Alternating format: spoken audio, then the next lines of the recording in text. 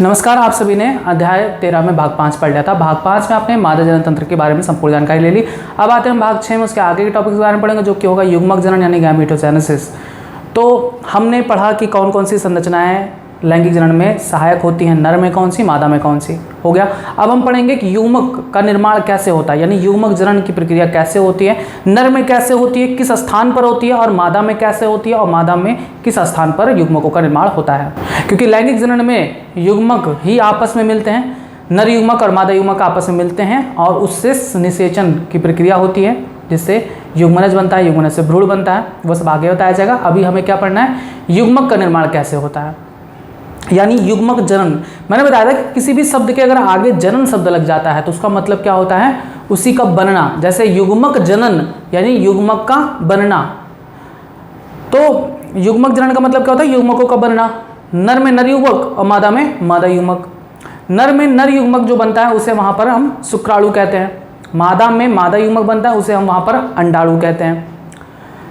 नर युग्मक शुक्राणु के बनने की प्रक्रिया शुक्र जनन कहलाती है, और मादा युग्मक के बनने की प्रक्रिया यानी मादा युग्मक अंडाणु के बनने की प्रक्रिया क्या कहलाती है, अंड जनन यानी oogenesis।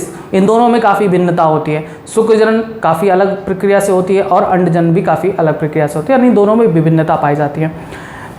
यानी नर में जो शुक्राणु बनता है वो थोड़ा भिन्न प्रक्रिया होती है उसकी, और मादा में जो अंडाणु बनता है उसकी प्रक्रिया थोड़ी भिन्न होती है। अब कहाँ पर बनता है, तो नर युग्मक कहाँ बनता है और मादा युग्मक कहाँ बनता है। देखिए, सबसे पहले हम ये बात समझेंगे कि युग्मक कहाँ बनता है। तो याद करेंगे कि युग्मक प्राथमिक लैंगिक अंग में बनता है या जनदों में बनता है। जनद का मतलब क्या होता है, वे अंग जिसमें युग्मक का निर्माण हो। तो प्राथमिक लैंगिक अंग में युग्मक का निर्माण होता है, जिसे हम जनद भी कहते हैं। नर में बताइए प्राथमिक लैंगिक अंग किसे कहते हैं, वृषण को कहते हैं। नर में वृषण प्राथमिक लैंगिक अंग होता है क्योंकि उसमें नर युग्मक का निर्माण होता है। मादा में प्राथमिक लैंगिक अंग क्या होता है, तो मादा में प्राथमिक लैंगिक अंग अंडाशय होता है क्योंकि उसमें अंडाणु का निर्माण होता है। आपने जाना कि युग्मक जनन क्या होता है, युग्मकों का बनना। नर में कहाँ पर होता है युग्मक जनन, नर में वृषण में होता है, और वहाँ पर नर युग्मकों के निर्माण की प्रक्रिया को क्या कहते हैं, शुक्र जनन यानी स्पर्मेटोजेनेसिस, और नर युग्मक को क्या कहते हैं, शुक्राणु। मादा में युग्मक जनन की प्रक्रिया कहाँ होती है, अंडाशय में, और वहाँ पर अंडाणु के बनने यानी मादा युग्मक के बनने की प्रक्रिया को हम क्या कहते हैं, अंड जनन। यानी युग्मक जनन ही है, नर में शुक्र जनन कहला रहा है और मादा में अंड जनन कहला रहा है। ठीक, अब हम सबसे पहले पढ़ेंगे कि नर में किस प्रकार से नर युग्मक का निर्माण होता है, यानी शुक्राणु का निर्माण किस प्रकार से होता है, और फिर उसके बाद हम पढ़ेंगे मादा में किस प्रकार से अंडाणु का निर्माण होता है। चलिए, ये पूरा डायग्राम यही शो कर रहा है कि किस प्रकार से नर में नर युग्मक शुक्राणु का निर्माण होता है। तो आपका नेक्स्ट हेडिंग है वो आप लिखेंगे युग्मक जनन यानी गैमेटोजेनेसिस। पहले आप इसमें लिखेंगे कि प्राथमिक लैंगिक अंगों या जनदों, जिसे इंग्लिश में गोनाड्स कहते हैं, GONADS, गोनाड्स में युग्मकों का बनना युग्मक जनन कहलाता है। आगे लिखेंगे कि नर के वृषण में तथा मादा के अंडाशय में क्रमशः नर युग्मक ब्रैकेट में शुक्राणु और मादा युग्मक ब्रैकेट में अंडाणु का निर्माण होता है। फिर आप आगे लिखेंगे कि नर में नर युग्मक के बनने की प्रक्रिया को शुक्र जनन यानी स्पर्मेटोजेनेसिस तथा मादा में अंडाणु के बनने की प्रक्रिया को अंड जनन यानी oogenesis कहते हैं। अब उसके बाद आप हेडिंग डालेंगे शुक्र जनन यानी स्पर्मेटोजेनेसिस, हेडिंग डालेंगे शुक्र जनन। आइए अब इसको हम पहले आपको समझा दें। बहुत इजी है, आपको बस स्टेप ध्यान रखना है, सावधानियां बरतनी कि कौन सी कोशिका के बाद क्या बनता है, कौन सी कोशिका के बाद क्या बनता है। ये सीरीज याद कर लेंगे तो ये प्रक्रिया कुछ भी नहीं है, बहुत इजी है। मैंने बताया था कि नर युग्मक, शुक्र जनन का मतलब क्या होता है, स्पर्मेटोजेनेसिस का मतलब क्या होता है, शुक्र जनन का मतलब शुक्राणुओं का बनना। पहले याद करिए शुक्र जनन का मतलब क्या होता है, शुक्राणुओं का बनना। अब शुक्राणु कहाँ बनते हैं? शुक्राणु बनते हैं वृषण में, ये है वृषण। और आपको बताया गया था कि वृषण में अनेक पालियां होती हैं जिन्हें वृषणीय पिंडक कहते हैं। और प्रत्येक वृषणीय पिंडक में 1 से 3, ये जो लाल कलर की नलिकाएं दिखाई गई हैं, प्रत्येक वृषणीय पिंडक में 1 से 3 सेमिनिफेरस नलिका यानी सेमिनिफेरस ट्यूब्यूल्स पाए जाते हैं। और इन्हीं सेमिनिफेरस ट्यूब्यूल में 2 प्रकार की कोशिकाएं होती हैं। एक होता है प्राथमिक जनन कोशिका और दूसरा होता है सर्टोली कोशिका। प्राथमिक जनन कोशिका से शुक्राणु का निर्माण होता है और सर्टोली कोशिका जो उसे शुक्राणु को पोषण प्रदान करती हैं।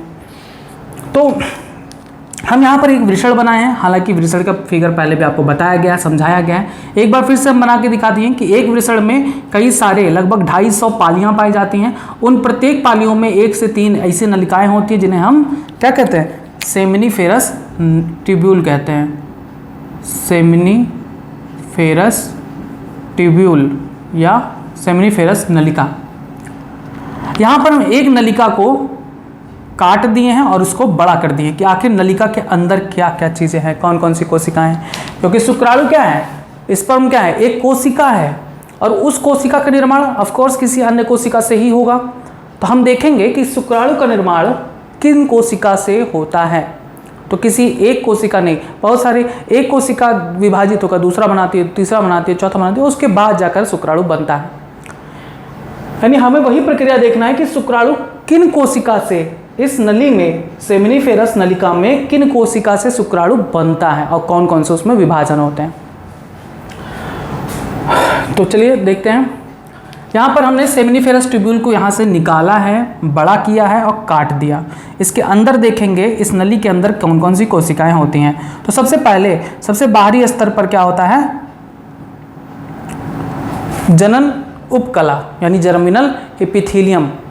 क्योंकि मैंने आपको बताया था कि सेमिनिफेरस नलिका जनन उपकला द्वारा आस्तरित होती है और उन्हीं जनन कोशिकाओं द्वारा स्पर्मेटोगोनिया का निर्माण होता है, शुक्रजन कोशिका, और फिर स्पर्मेटोगोनिया से शुक्राणु का निर्माण होता है। और सर्टोली कोशिका पाई जाती है नलिका में जो उन्हें शुक्राणु को पोषण प्रदान करती हैं, सहारा प्रदान करती हैं। तो अब हम यहाँ पर बनाए हैं जनन कोशिकाएं, फिर अनेक कोशिकाएं जो इस नलिका के अंदर पाई जाती हैं, और उसके बाद यहाँ पर हमने शुक्राणुओं को भी बनाया है। तो हमें यहाँ नहीं समझना है, हम इसको और बड़ा इतना भाग काट कर हम देखें कि कौन कौन सी कोशिकाएं पाई जाती हैं। तो इस इतने भाग को हमने यहाँ पर बड़ा कर दिया है। तो हमें दिखाई देगा कि शुक्रजन नलिका चारों तरफ से एक, देखिए हरे रंग की जो कोशिकाएं बनाई गई हैं, हालांकि इनका रंग हरा हरा होता नहीं है, बस आपको समझाने के लिए हम बताए हैं।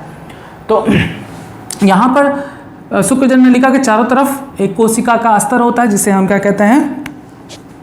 जनन कोशिका या जनन उपकला। यहाँ पर हम इन्हीं कोशिकाओं को और बड़ा करके दिखाए हैं। तो ये है जनन कोशिका,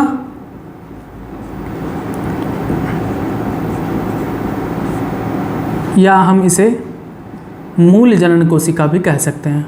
मूल जनन कोशिका जननिक उपकला होती हैं। उन्हीं जननिक उपकला क्या होती हैं?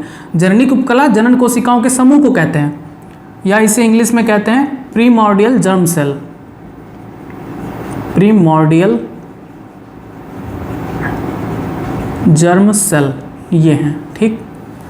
अब चूंकि जनन कोशिका है, यानी हमारे शरीर की समस्त कोशिकाएं लगभग क्या होती हैं? द्विगुणित होती हैं, यानी इसमें क्रोमोसोम की संख्या 46 बनी रहेगी, यानी 2n, ठीक, 2n रहते हैं। अब इस जनन कोशिका में, इन जनन कोशिकाओं में समसूत्री विभाजन होता रहता है। और आपको पता है कि समसूत्री जब विभाजन होता है तो एक कोशिका से 2 कोशिका बनती हैं। इनमें गुणसूत्रों की संख्या में कोई परिवर्तन नहीं आता, क्योंकि समसूत्री विभाजन हो रहा है। समसूत्री विभाजन में कोशिकाओं में गुणसूत्रों की संख्या में कोई परिवर्तन नहीं होता, ठीक। और इससे बना ये कोशिका जिसे हम कहते हैं शुक्रजन स्टेम कोशिका। शुक्रजन स्टेम कोशिका यानी spermatogonium spermatogonia stem cell, spermatogonia stem cell. तो जनन कोशिका में समसूत्री विभाजन होता है जिससे दो शुक्रजन स्टेम कोशिका का निर्माण होता है। इनमें से हमें एक ही की जरूरत है, दूसरा वाला अपना वही सेम प्रक्रिया जो यहाँ पर होगा वही प्रक्रिया इनमें भी होगा, लेकिन हमें इनको समझना नहीं, हमें सिर्फ पहले एक ही को समझेंगे तो दूसरा अपने आप समझ में आ जाएगा। तो ये बना शुक्रजन स्टेम कोशिका। अब इस शुक्रजन स्टेम कोशिका में पुनः समसूत्री विभाजन होता है, समसूत्री विभाजन होता है जिससे क्या बनता है, जिससे बनता है शुक्रजन कोशिका यानी स्पर्मेटोगोनियम, स्पर्मेटोगोनियम, जो कि फिर यहाँ पर समसूत्री विभाजन हुआ है इसलिए गुणसूत्रों की संख्या में कोई परिवर्तन नहीं होता। स्पर्मेटोगोनियम, एक कोशिका को स्पर्मेटोगोनियम कहते हैं और इन कोशिकाओं के समूह को स्पर्मेटोगोनिया कहते हैं। बस लास्ट में माँ लगाने का मतलब सिर्फ एक को दिखाना, यानी यहाँ पर एक वचन में हम क्या कहेंगे स्पर्मेटोगोनियम और बहुवचन में क्या कहेंगे स्पर्मेटोगोनिया। तो आप सीरियल याद करते चलेंगे कि शुक्रजन नलिका में चारों तरफ जननी उपकला से आस्तरित अस्तर होता है जिनमें जनन कोशिकाएं पाई जाती हैं। इन जनन कोशिकाओं में से कुछ मूल जनन कोशिकाएं समसूत्री विभाजन करके शुक्रजन स्टेम कोशिका बनाती हैं। ठीक, शुक्रजन स्टेम कोशिका में पुनः समसूत्री विभाजन होता है जिससे शुक्रजन कोशिका स्पर्मेटोगोनियम बनता है। अब कुछ शुक्रजन कोशिका में अर्धसूत्री विभाजन होता है। यहाँ पर हम कुछ कहे हैं, सभी नहीं।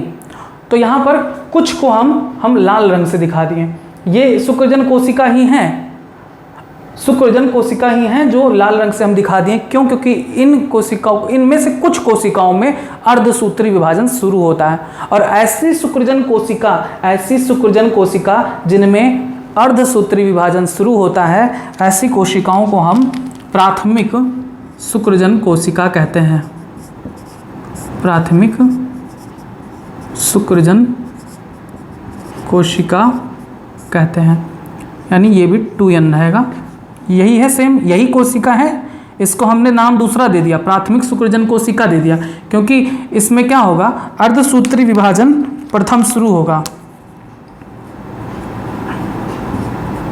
अर्धसूत्री फर्स्ट। और आपको पता है कि अर्धसूत्री विभाजन का जब प्रथम चरण संपन्न हो जाता है तो इससे दो कोशिकाएं बनती हैं, लेकिन दोनों कोशिकाओं में गुणसूत्रों की संख्या आधी हो जाती है। यानी यहाँ पर गुणसूत्रों की संख्या क्या हो जाएगी आधी, n और n। अब इन कोशिकाओं को हम क्या कहते हैं, तो इन कोशिकाओं को जब प्राथमिक शुक्रजन कोशिका में अर्धसूत्री प्रथम विभाजन संपन्न होता है तो इन कोशिकाओं को हम कहते हैं द्वितीयक शुक्रजन कोशिका, यानी सेकेंडरी स्पर्मेटोसाइट।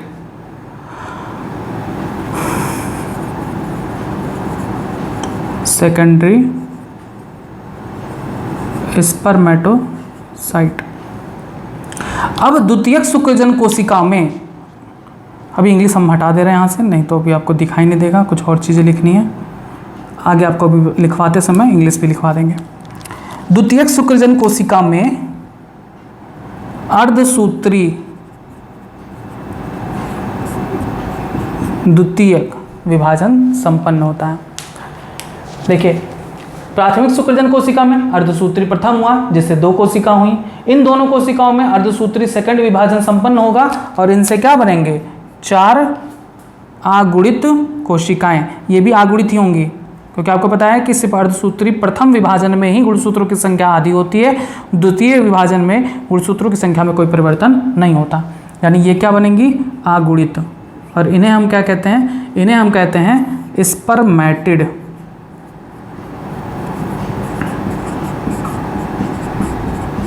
स्पर्मेटिड्स।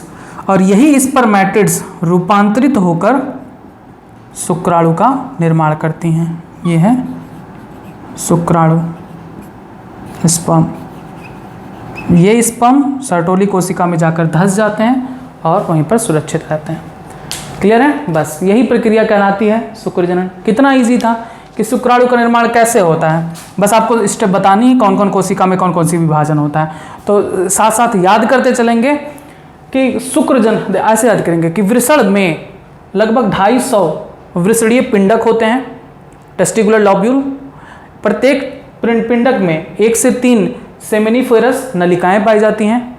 इन नलिकाओं में चारों तरफ, इन नलिकाओं के भीतर चारों तरफ जननिक उपकला का स्तर होता है। इन जननिक उपकला में से कुछ जनन कोशिका यानी मूल जनन कोशिका में समसूत्री विभाजन होता है, जिससे शुक्रजन स्टेम कोशिका बनती है। शुक्रजन स्टेम कोशिका में पुनः समसूत्री विभाजन होता है, जिससे शुक्रजन कोशिका यानी स्पर्मेटोगोनियम बनता है। इनमें से कुछ शुक्रजन कोशिका में अर्धसूत्री विभाजन होता है। ऐसी शुक्रजन कोशिकाओं को हम प्राथमिक शुक्रजन कोशिका या प्राइमरी स्पर्मेटोसाइट कहते हैं। यहाँ पर ये भी कह सकते हैं कि शुक्रजन कोशिका में समसूत्री विभाजन होता है, जिससे प्राथमिक शुक्रजन कोशिका बनता है, ये भी कह सकते हैं, इसमें कोई डाउट नहीं है। लेकिन ज़्यादा अच्छा ये रहेगा क्योंकि आपके एनसीईआरटी में लाइन लिखी हुई है कि कुछ शुक्रजन कोशिका में अर्धसूत्री विभाजन शुरू हो जाता है। ऐसी शुक्रजन कोशिका को हम प्राथमिक शुक्रजन कोशिका यानी प्राइमरी स्पर्मेटोसाइट कहते हैं। प्राथमिक शुक्रजन कोशिका में जब अर्धसूत्री प्रथम हो जाता है, जिससे 2 कोशिकाएं आगुणित बनती हैं, यानी द्वितीयक, जिसे हम द्वितीयक शुक्रजन कोशिका यानी सेकेंडरी स्पर्मेटोसाइट कहते हैं। सेकेंडरी स्पर्मेटोसाइट कोशिकाओं में अर्धसूत्री विभाजन द्वितीय संपन्न होती है, जिससे 4 अगुणित स्पर्मेटिड्स का निर्माण होता है। और यही स्पर्मेटिड्स के रूपांतरण द्वारा, स्पर्मेटिड के रूपांतरण द्वारा शुक्राणुओं का निर्माण होता है। बस हमें यही जानना था कि शुक्राणु का निर्माण कैसे होता है, इतना इजी स्टेप है। सीरियल वाइज याद कर लीजिए, एक कॉलम बना लीजिए, जनन कोशिका, फिर उसके बाद शुक्रजन स्टेम कोशिका, फिर उसके बाद स्पर्मेटोगोनिया यानी शुक्रजन कोशिका, फिर उसके बाद प्राथमिक शुक्रजन कोशिका, फिर प्राथमिक शुक्रजन कोशिका से द्वितीयक शुक्रजन कोशिका जो कि आगुणित, द्वितीयक शुक्रजन कोशिका से स्पर्मेटिड्स और स्पर्मेटिड्स से शुक्राणु। अब आपको क्रम याद कर लेना कि कहाँ कहाँ पर कौन से विभाजन होता है। तो प्राथमिक जनन कोशिका में यानी मूल जनन कोशिका में समसूत्री विभाजन होता है, जिससे बनता है शुक्रजन स्टेम कोशिका। शुक्रजन स्टेम कोशिका में समसूत्री विभाजन होता है, जिससे बनता है शुक्रजन कोशिका यानी स्पर्मेटोगोनिया। शुक्रजन कोशिका की कुछ कोशिकाएं अर्धसूत्री विभाजन प्रारंभ कर देती हैं, ऐसी कोशिकाओं को प्राथमिक शुक्रजन कोशिका कहते हैं। यानी प्राथमिक शुक्रजन कोशिका में अर्धसूत्री प्रथम विभाजन होता है, जिससे द्वितीयक शुक्रजन कोशिका का निर्माण होता है। द्वितीयक शुक्रजन कोशिका में अर्धसूत्री विभाजन सेकंड कंप्लीट होता है, जिससे स्पर्मेटिड्स का निर्माण होता है, और स्पर्मेटिड्स के रूपांतरण द्वारा शुक्राणुओं का निर्माण होता है। बस यही प्रक्रिया कहलाती है शुक्र जनन यानी स्पर्मेटोजेनेसिस। ठीक, अब यहाँ पर वही चीज़ें बनाई गई हैं।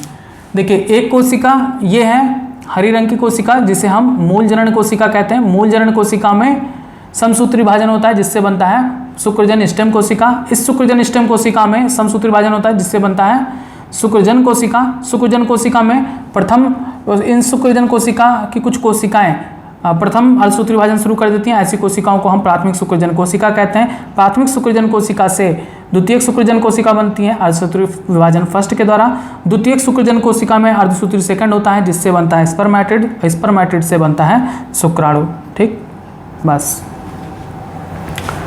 नोट कर डालिए। हेडिंग डालेंगे शुक्र जनन यानी स्पर्मेटोजेनेसिस, और लिखेंगे वृषण में शुक्रजन नलिका में उपस्थित मूल जनन कोशिका या शुक्रजन कोशिका से शुक्राणुओं का बनना शुक्र जनन कहलाता है। अच्छा, ये क्रिया कब शुरू होती है? युग्मक जनन की क्रिया कब शुरू होती है? तो युग्मक जनन की क्रिया जन्म से ही शुरू हो जाती है। नहीं, जन्म से नहीं शुरू होती है, ये शुरू होता है किशोरावस्था के समय। मैं आपको पहले भी बताया था कि युग्मक जनन यानी युग्मकों का निर्माण जन्म से ही शुरू नहीं होता। ये after the age of 11 to 16, girls में 11 to 13 एंड बॉयज़ में 13 to 16। तो 13 से 16 वर्ष की आयु में या 13 से 16 वर्ष की आयु से शुक्र जनन की प्रक्रिया नर में शुरू हो जाती है। इसे हम क्या कहते हैं? किशोरावस्था यानी प्यूबर्टी। तो आप लिखेंगे कि शुक्र जनन की प्रक्रिया किशोरावस्था के समय से प्रारंभ हो जाती है। लिखेंगे प्रत्येक वृषण में लगभग 250 विसर्णीय पिंडक पाए जाते हैं और प्रत्येक विसर्णीय पिंडक में 1 से 3 सेमिनिफेरस नलिकाएं पाई जाती हैं। प्रत्येक सेमिनिफेरस नलिका जननिक उपकला द्वारा आस्तरित होती है। फिर आप आगे लिखेंगे, जननिक उपकला की मूल जनन कोशिका में समसूत्री विभाजन होता है जिससे शुक्रजन स्टेम कोशिका यानी स्पर्मेटोगोनिया स्टेम सेल बनता है। फिर लिखेंगे, शुक्रजन स्टेम कोशिका में पुनः समसूत्री विभाजन होता है जिससे शुक्रजन कोशिका यानी स्पर्मेटोगोनियम बनता है। ऐसे लिखेंगे, कुछ शुक्रजन कोशिकाएं अर्धसूत्री विभाजन शुरू कर देती हैं। ऐसी कोशिकाओं को प्राथमिक शुक्रजन कोशिका कहते हैं। अर्थात प्राथमिक शुक्रजन कोशिका में अर्धसूत्री प्रथम विभाजन शुरू होता है जिससे 2 अगुणित द्वितीयक शुक्रजन कोशिका का निर्माण होता है। अर्थात प्राथमिक शुक्रजन कोशिका में 46 गुणसूत्र होते हैं और इसमें अर्धसूत्री विभाजन प्रथम के होने से जो द्वितीयक शुक्रजन कोशिका बनते हैं उनमें गुणसूत्रों की संख्या आधी अर्थात 23 होती है। आगे द्वितीयक शुक्रजन कोशिका में अर्धसूत्री विभाजन द्वितीय पूर्ण होता है जिससे कुल 4 स्पर्मेटिड्स का निर्माण होता है। स्पर्मेटिड्स को हम शुक्राणु प्रसू भी कहते हैं, हिंदी में इसे कहते हैं शुक्राणु प्रसू यानी स्पर्मेटिड्स। तो आपने लिखा कि द्वितीयक शुक्रजन कोशिका में अर्धसूत्री विभाजन द्वितीय पूर्ण होता है जिससे अगुणित शुक्राणु प्रसू बनते हैं। शुक्राणु प्रसू रूपांतरित होकर शुक्राणु का निर्माण करते हैं। अब आप आगे लिखेंगे कि शुक्राणु प्रसू का शुक्राणु में रूपांतरण, शुक्राणु प्रसू का शुक्राणु में रूपांतरण शुक्र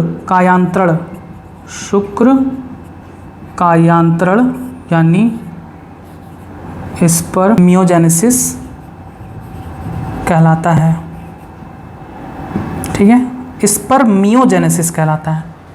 याद करिए, शुक्राणु प्रसू यानी स्पर्मेटिड्स का शुक्राणु में परिवर्तन क्या कहलाता है? शुक्र कायांतरण या स्पर्मियोजेनेसिस।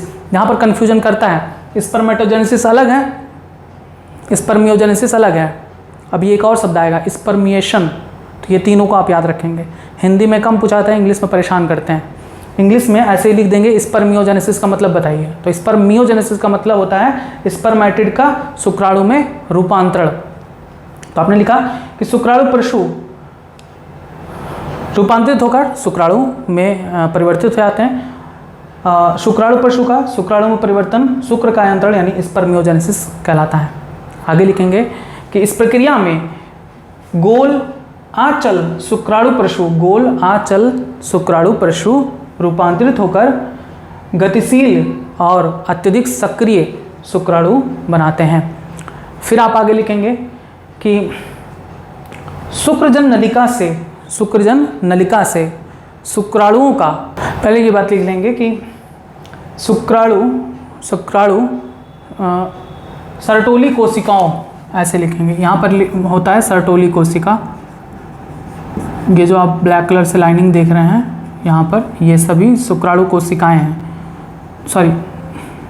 सर्टोली कोशिकाएं हैं। ये सारे बॉर्डर्स जो हैं वो सर्टोली कोशिकाएं हैं। तो आप लिखेंगे कि शुक्राणु बनने के पश्चात शुक्राणु का शीर्ष सर्टोली कोशिकाओं में अंतः स्थापित यानी इम्बेडेड हो जाता है, क्योंकि उस समय शुक्राणुओं को सर्टोली कोशिकाएं पोषण प्रोवाइड कराती हैं।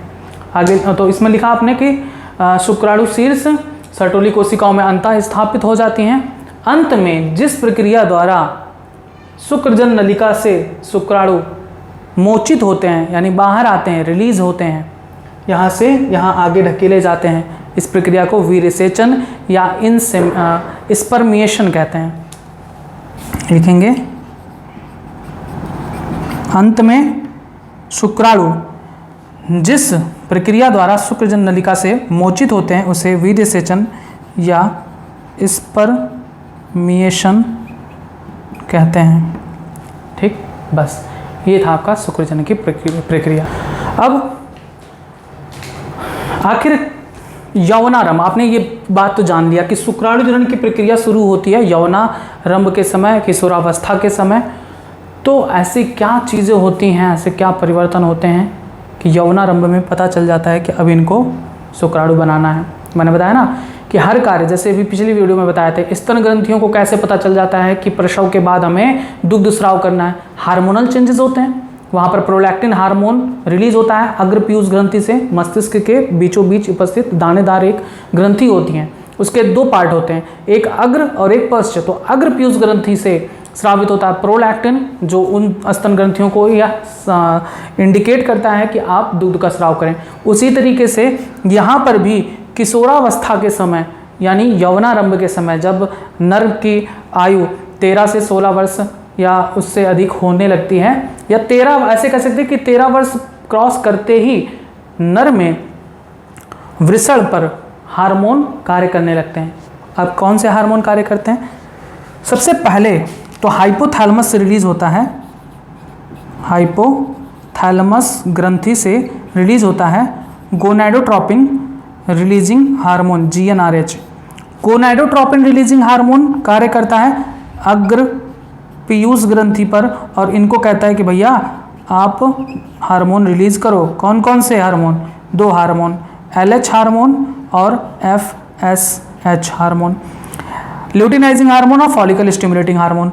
ल्यूटिनाइजिंग हार्मोन किस पर कार्य करता है? मैंने आपको बताया था कि वृषणीय पिंडक में 1 से 3 शुक्रजन नलिकाएं पाई जाती हैं, और इसके अतिरिक्त इसमें रक्त केशिकाएं, तंत्रिका तंतु आदि भी पाए जाते हैं, और साथ ही एक कोशिका पाई जाती है जिसे हम लीडिक कोशिका या अंतराली कोशिका कहते हैं। मैंने उसी समय आपसे कहा था जब तक चीज़ें आप याद नहीं करेंगे संरचना में, तब तक आपको प्रोसेस समझ में नहीं आएगा। तो अगर आपने वृषण की संरचना संपूर्ण तरीके से पढ़ा था, याद किया था सारी चीज़ें कि कौन सी चीज़ें कहाँ पाई जाती हैं, तो ये प्रोसेस समझने में बिल्कुल भी समय नहीं लगेगा। मैंने बताया था कि वृषणीय पिंडक में शुक्रजन नलिका के अतिरिक्त रक्त केशिकाएं पाई जाती हैं, तंत्रिका केशिकाएं पाई जाती हैं, तो तंत्रिका तंतु पाए जाते हैं, और साथ ही कुछ अन्य कोशिकाएं पाई जाती हैं जिन्हें हम लीडिक कोशिका या अंतराली कोशिका कहते हैं। तो जो सबसे पहले क्या होता है कि around 13 to 16 years of age in males, hypothalamus release gonadotropin releasing hormone. Gonadotropin releasing hormone acts on anterior pituitary gland to stimulate the secretion of luteinizing hormone and follicle stimulating hormone. यानी 13 से 16 वर्ष की आयु में नर में hypothalamus से एक हार्मोन स्रावित होता है, गोनाडोट्रोपिन रिलीजिंग हार्मोन। ये गोनाडोट्रोपिन रिलीजिंग हार्मोन मस्तिष्क में उपस्थित अग्र पीयूष ग्रंथि पर कार्य करता है, और इसे ल्यूटिनाइजिंग हार्मोन और फॉलिकल स्टिमुलेटिंग हार्मोन को स्रावित करने को प्रेरित करता है। अब ये सोचो मस्तिष्क में है, तो कैसे वृषण तक पहुंचते हैं? वृषण तो श्रोणि भाग में है। तो मैंने बताया ना, पीयूष ग्रंथि क्या है? अंतःस्रावी ग्रंथियां, और अंतःस्रावी ग्रंथियां अपनी स्राव को ब्लड में छोड़ती हैं, रक्त में। तो रक्त के माध्यम से वो हार्मोन घुलकर रक्त के माध्यम से उन भागों में पहुंचता है। तो अब जो LH है, आपको बताया ना कि यहाँ रक्त केशिकाएं भी तो हैं, रक्त केशिकाएं LH हार्मोन को लेकर आती हैं लीडिक सेल्स के पास। यानी LH हार्मोन लीडिक कोशिका पर कार्य करता है टू सिक्रीट एंड्रोजेंस हार्मोन, और लीडिक कोशिका को कहता है कि आप एंड्रोजन हार्मोन का स्राव करो। यानी LH हार्मोन एक्ट्स ऑन लीडिक कोशिका, LH हार्मोन लीडिक कोशिका पर कार्य करता है और इसे एंड्रोजन हार्मोन के स्राव को प्रेरित करता है। और आपको पता है कि एंड्रोजन में टेस्टोस्टेरोन आता है, और टेस्टोस्टेरोन क्या करता है? शुक्र जनन को प्रेरित करता है, और उसके पश्चात शुक्रजन की प्रक्रिया सेमिनिफेरस नलिका में शुरू हो जाती है। सेकंड वाला जो हार्मोन है follicle stimulating hormone. Follicle stimulating hormone Sertoli कोशिका पर कार्य करती है और अन्य घटकों का स्राव को उद्दीपित करती है जो युग्मक जनन के अंतर्गत सहायक होते हैं। बस आपने जाना कि शुक्रजन की प्रक्रिया कैसे होती है, कौन से हार्मोन शुक्रजन की प्रक्रिया को शुरू करते हैं। याद हो गया सारी चीज़ें? फिर से एक बार हम याद कराने की कोशिश करते हैं कि शुक्रजन प्रक्रिया यौवनारंभ में शुरू होती है। नर में लगभग 13 से 16 वर्ष की आयु से शुक्रजन की प्रक्रिया शुरू होती है। तो ऐसा क्या बदलाव आता है हमारे वृषण में कि शुक्रजन की प्रक्रिया शुरू होती है? तो 13 से 16 वर्ष की आयु में लगभग हाइपोथैलेमस से गोनाडोट्रोपिन रिलीजिंग हार्मोन स्रावित होता है। गोनाडोट्रोपिन रिलीजिंग हार्मोन अग्र पीयूष ग्रंथि पर कार्य करता है और इसे दो हार्मोन सिक्रीट करने के लिए कहता है, ल्यूटिनाइजिंग हार्मोन और follicle stimulating hormone. Luteinizing hormone Leydig कोशिका को इंडिकेट करता है, प्रेरित करता है कि भैया उठो और एंड्रोजन हार्मोन का स्राव करो। एंड्रोजन हार्मोन यानी टेस्टोस्टेरोन इन शुक्रजन नलिकाओं को प्रेरित करता है कि ये शुक्राणु का निर्माण करें और बस शुक्राणु बनना शुरू हो जाता है यौनारंभ के समय। साथ ही एक और हार्मोन होता है FSH, वो शुक्राणु सर्टोली कोशिका पर कार्य करता है और इनको कुछ अन्य घटक स्रावित करने के लिए प्रेरित करता है जो कि लैंगिक जनन के लिए अनिवार्य होता है। बस तो इतना पॉइंट आप लिखेंगे अगले लाइन से कि शुक्रजन प्रक्रिया यौवनारंभ अर्थात किशोरावस्था में शुरू होती है, क्योंकि इस दौरान हाइपोथैलेमस से गोनाडोट्रोपिक रिलीजिंग हार्मोन काफ़ी ज़्यादा मात्रा में स्रावित होता है। गोनाडोट्रोपिक रिलीजिंग हार्मोन अग्रपीयूष ग्रंथि पर कार्य करता है, जिससे अग्रपीयूष ग्रंथि से दो हार्मोन ल्यूटिनाइजिंग हार्मोन और फॉलिकल स्टिमुलेटिंग हार्मोन स्रावित होता है। आगे लिखेंगे ल्यूटिनाइजिंग हार्मोन लीडिक कोशिका पर कार्य करता है और इसे एंड्रोजन अर्थात टेस्टोस्टेरोन के स्राव को प्रेरित करता है। टेस्टोस्टेरोन हार्मोन शुक्रजन नलिकाओं को शुक्रजनन प्रक्रिया के लिए प्रेरित करता है। FSH यानी फॉलिकल स्टिमुलेटिंग हार्मोन सर्टोली कोशिका पर कार्य करता है और इनसे कुछ अन्य घटक के स्राव को प्रेरित करता है जो लैंगिक जनन के लिए अनिवार्य है, युग्मक जनन के लिए सहायक होती हैं। बस ये हो गया शुक्रजन की प्रक्रिया संपूर्ण रूप से। आइए अब हम पढ़ेंगे शुक्राणु की संरचना। आखिर शुक्राणु जनन के पश्चात जो शुक्राणु का निर्माण होता है उसकी संरचना कैसी दिखाई देती है, तो ये है एक शुक्राणु की संरचना, स्ट्रक्चर ऑफ ए स्पर्म। तो शुक्राणु एक कोशिकीय होता है, यानी इसे हम नग्न आंखों से देख नहीं सकते। इसको देखने के लिए हमें किसकी आवश्यकता होगी, माइक्रोस्कोप की, सूक्ष्मदर्शी। यानी शुक्राणु एक कोशिकीय सूक्ष्मदर्शी संरचना है जिसमें एक फ्लैजिला होता है। ये एक फ्लैजिला होता है, यानी शुक्राणु क्या है, एक कोशिकीय। पहली बात ये याद रखेंगे कि शुक्राणु एक कोशिकीय सूक्ष्मदर्शीय संरचना है, यानी इसको देखने के लिए हमें सूक्ष्मदर्शी की आवश्यकता होती है, तथा एक फ्लैजिला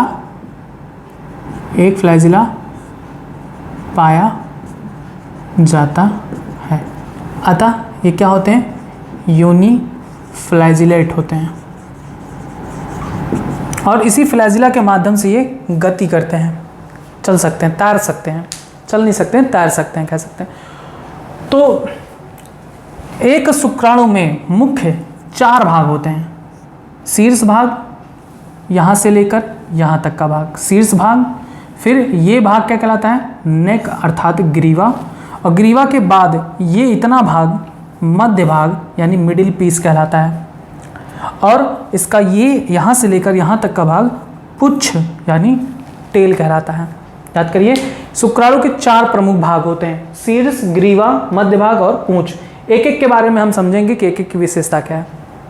शीर्ष भाग को देखें तो शीर्ष भाग में एक टोपी जैसी संरचना होती है जिसे हम एक्रोसोम या अग्रपिंडक कहते हैं।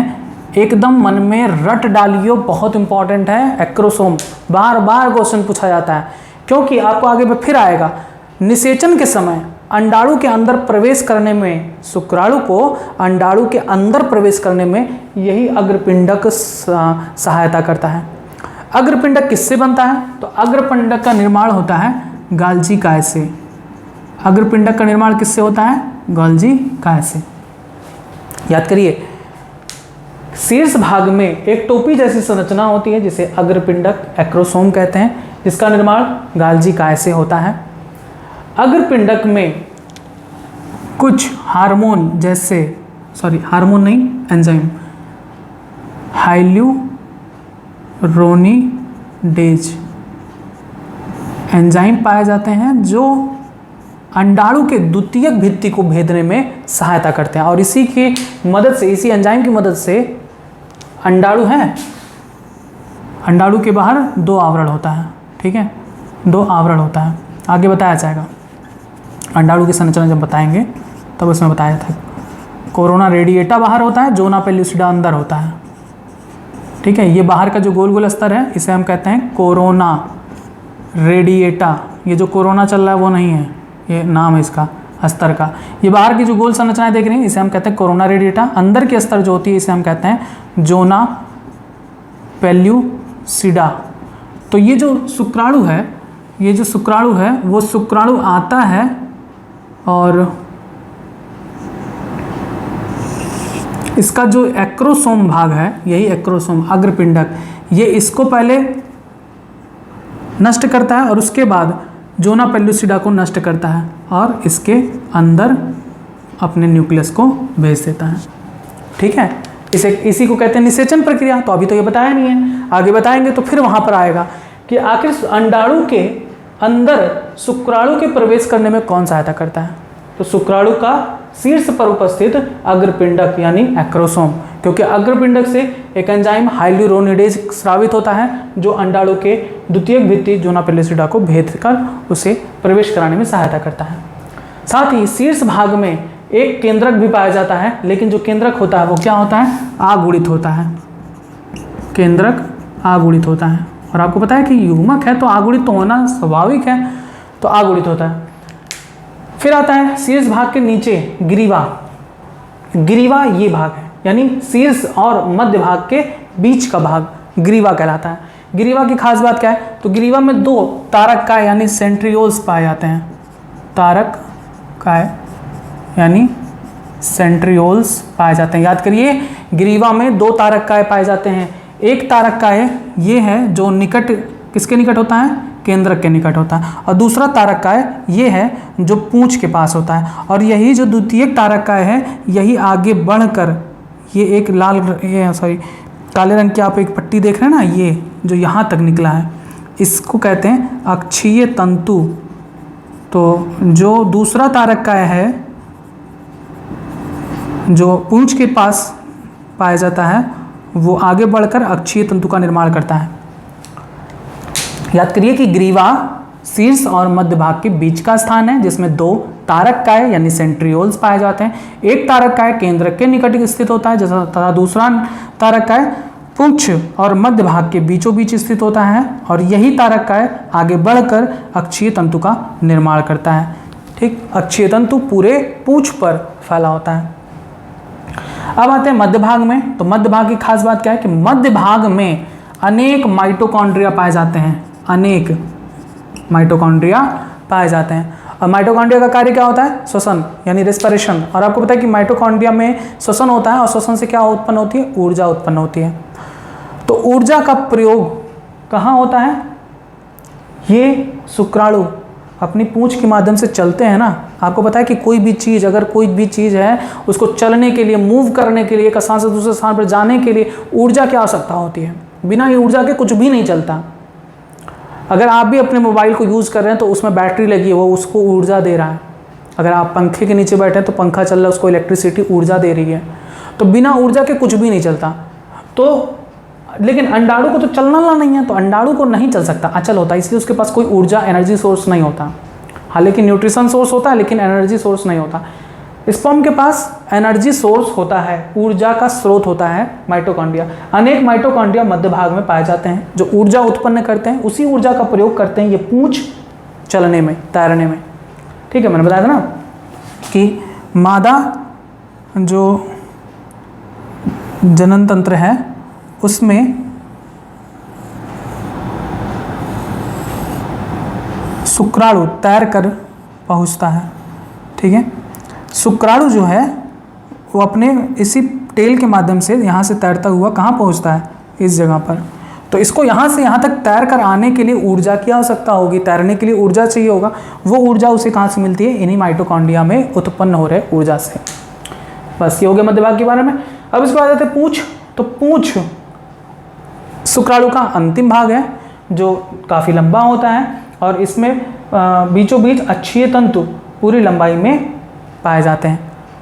पूंछ के आखिरी में अक्षीय तंतु के चारों तरफ ये प्लाज्मा झिल्ली प्लाज्मा मेम्ब्रेन, देखिए ब्लू कलर से जो है यहीं तक पाई जाती है। तो पूंछ के आखिर में प्लाज्मा झिल्ली नहीं पाई जाती और इस भाग को हम अंत टुकड़ा यानी एंड पीस कहते हैं। बस फिगर बना लीजिए और हेडिंग डाल के लिखेंगे शुक्राणु यानी स्पर्म की संरचना, और इसमें लिखेंगे कि शुक्राणु एक कोशिकीय सूक्ष्मदर्शी संरचना है जिसमें एक फ्लैजिला पाया जाता है अर्थात यूनिफ्लैजिलेट होता है। आगे लिखेंगे कि एक प्लाज्मा झिल्ली यानी प्लाज्मा मेम्ब्रेन पूरे शुक्राणु की काया यानी बॉडी को आवृत किए रहता है। फिर आगे लिखेंगे इसके निम्न प्रमुख भाग होते हैं। पहला हेडिंग शीर्ष यानी हेड, लिखेंगे यह शुक्राणु का अग्र चौड़ा एवं चपटा भाग है जिसमें एक दीर्घीकृत यानी इलांगेटेड आगुणित केंद्रक पाया जाता है। इसके अग्र भाग पर गाल्जी काय से बना टोपी जैसी संरचना पाई जाती है जो अग्रपिंडक यानी एक्रोसोम कहलाता है। आगे लिखेंगे यह अग्रपिंडक हाइल्यूरोनिडेज एंजाइम से भरा होता है। यह एंजाइम अंडाणु के बाहर उपस्थित द्वितीयक भित्ति जोना पेल्लुसिडा को भेदने में सहायक होता है, अर्थात शुक्राणु को अंडाणु में प्रवेश कराने में हाइल्यूरोनिडेज एंजाइम अर्थात अग्रपिंडक, अर्थात नहीं कहेंगे ब्रैकेट में लिखेंगे अग्रपिंडक, सहायता करता है जिससे शुक्राणु अंडाणु में प्रवेश कर सके और निषेचित कर सके। फिर नेक्स्ट हेडिंग डालेंगे ग्रीवा, लिखेंगे कि यह शीर्ष एवं मध्य भाग के बीचों बीच पाया जाता है। इसमें दो तारक काय यानी सेंट्रियोल्स पाए जाते हैं। एक तारक काय केंद्रक के निकट होता है तथा दूसरा तारक काय पुच्छ के और मध्य भाग के बीच में पाया जाता है। यह तारक काय आगे बढ़कर अक्षीय तंतु यानी एक्सल फिलामेंट का निर्माण करता है जो पूरे पूंछ पर फैला होता है। आगे लिखेंगे कि केंद्र के पास उपस्थित तारक काय को समीपस्थ तारक काय यानी प्रॉक्सिमल सेंट्रियोल तथा पुच्छ के पास पाए जाने वाले तारक को दूरस्थ तारक काय यानी डिस्टल सेंट्रियोल कहते हैं। अर्थात अगर आपसे अब कोई पूछे कि एक्सियल फिलामेंट यानी अक्षीय तंतु का निर्माण किससे होता है तो आप क्या कहेंगे कि दूरस्थ तारक काय से होता है। तारक काय, यही सब घुमा फिरा के पूछते हैं, जो चीज़ आप छोड़ दो डिस्टल सेंट्रियोल। याद करिए कि अक्षीय तंतु यानी एक्सियल फिलामेंट का निर्माण किससे होता है, दूरस्थ तारक काय यानी डिस्टल सेंट्रियोल से। अब उसके बाद आप नेक्स्ट हेडिंग डालेंगे मध्य भाग और लिखेंगे मध्य भाग में अनेक माइटोकॉन्ड्रिया पाए जाते हैं जो शुक्राणु की गतिशीलता के लिए ऊर्जा उत्पन्न करते हैं, अर्थात इन ऊर्जा का प्रयोग कर शुक्राणु तैर कर अंडाणु के पास तक पहुंच पाता है। बस नेक्स्ट आप हेडिंग डालेंगे पूंछ यानी टेल। यह शुक्राणु का सबसे पतला व लंबा धागेनुमा भाग है जिसकी पूरी लंबाई में अक्षीय तंतु उपस्थित होता है। इसके पश्च भाग में अक्षीय तंतु प्लाज्मा झिल्ली से घिरा नहीं होता अर्थात नग्न होता है। इसे अंत टुकड़ा यानी एंड पीस कहते हैं। लास्ट में लिखेंगे कि पुच्छ की सहायता से ही शुक्राणु गतिशील होते हैं। लास्ट पॉइंट, मैथुन के समय यानी ड्यूरिंग सेक्सुअल इंटरकॉर्स एक बार में कितना शुक्राणु रिलीज होता है। तो प्रत्येक स्खलन में, स्खलन का मतलब होता है इजैकुलेशन। तो प्रत्येक मैथुन के समय प्रत्येक स्खलन में लगभग 20 से 30 करोड़ यानी 200 से 300 मिलियन शुक्राणु स्खलित होते हैं। इतने शुक्राणु स्खलित होते हैं 200 से 300 मिलियन, यानी अगर ये सभी के सभी अगर एक एक यूज़ कर लें, अगर एक एक अंडाणु को फ्यूज़ कराने में, तो एक ही स्खलन से 200 से 300 करोड़ बच्चे पैदा हो सकते हैं। लेकिन इनमें से ऐसा होता नहीं है। इनमें से लगभग सामान्य जनन के लिए यानी कि निषेचन की प्रक्रिया हो जाए, सामान्य जनन के लिए लगभग 60% शुक्राणु ऐसे चाहिए जो सामान्य आकार व आकृति वाले हों, और इनमें से भी 40% कम से कम ऐसे हों जो तीव्र गतिशील हों, तभी निषेचन की प्रक्रिया होती है। क्योंकि बहुत सारे कंडीशन ऐसे होते हैं जिनमें संतान उत्पन्न नहीं कर पाता इंसान, तो प्रॉब्लम यहाँ सब में भी होता है कि शुक्राणु की गतिशीलता कितनी है, शुक्राणु की मात्रा कितनी है, ये सभी उस पर डिपेंड करता है। तो आपने जाना कि मैथुन के समय यानी ड्यूरिंग सेक्सुअल इंटरकोर्स एक स्खलन में, एक इजैकुलेशन में 20 से 30 करोड़ शुक्राणु निकलते हैं, और इनमें से एक ही फ्यूज करता है। 200 से 300 मिलियन शुक्राणु निकलते हैं, इनमें से एक अंडाणु से सिर्फ एक ही शुक्राणु निषेचन कर पाता है। तो 20 से 30 करोड़ शुक्राणु निकलते हैं, इनमें सामान्य जनन के लिए 60% सामान्य आकार व आकृति के होने चाहिए और 40% तीव्र गतिशील के होने चाहिए। बस तो इसा बना के लिखेंगे कि मैथुन के समय एक स्खलन से यानी इजैकुलेशन से लगभग 20 से 30 करोड़ यानी 200 से 300 मिलियन शुक्राणु बाहर आते हैं। सामान्य जनन के लिए लगभग 60% शुक्राणु सामान्य आकार व आकृति के होने चाहिए, इनमें से भी लगभग 40% शुक्राणु तीव्र गतिशील होने चाहिए। बस ये हो गया शुक्राणु के बारे में। आप ये संरचना बना लीजिएगा, शुक्राणु की संरचना। बस आज का टॉपिक इतना ही, जिसमें आपको शुक्र जनन के बारे में बताएगा, नर युग्मक का निर्माण कैसे होता है, शुक्राणु का निर्माण कैसे होता है, शुक्राणु की संरचना कैसे होती है। बस अब अगला टॉपिक होगा अंड जनन, जिसमें आपको बताया जाएगा कि मादाओं में अंडाशय में अंडाणु का निर्माण कैसे होता है। आज का टॉपिक बस इतना ही। कुछ क्वेश्चंस हैं जिनके आंसर्स आपको देने हैं। सबसे पहला क्वेश्चन कि प्राथमिक शुक्रजन कोशिका में कौन सा विभाजन होता है। दूसरा क्वेश्चन, स्पर्मेटिड का शुक्राणु में रूपांतरण क्या कहलाता है। नेक्स्ट, शुक्रजनन नलिका से शुक्राणु का बाहर आना क्या कहलाता है। नेक्स्ट, शुक्रजन को प्रेरित करने वाला हार्मोन कौन सा होता है। नेक्स्ट क्वेश्चन, अग्र पीयूष ग्रंथि द्वारा स्रावित हार्मोन ल्यूटिनाइजिंग हार्मोन वृषण के किन कोशिका पर कार्य करता है। नेक्स्ट, शुक्राणु का कौन सा भाग अंडाणु के अंदर प्रवेश करने में सहायता करता है और इसमें कौन सा एंजाइम पाया जाता है। नेक्स्ट क्वेश्चन कि शुक्राणु की गति के लिए ऊर्जा का स्रोत क्या है। नेक्स्ट, अक्षीय तंतु का निर्माण किस तारक का ऐसे होता है। बस इतने क्वेश्चन हैं जिनके आंसर्स आपको कमेंट बॉक्स में देने हैं, और आगे के टॉपिक्स के लिए आप जुड़े रहें बायोलॉजी हिंदी चैनल के साथ। धन्यवाद।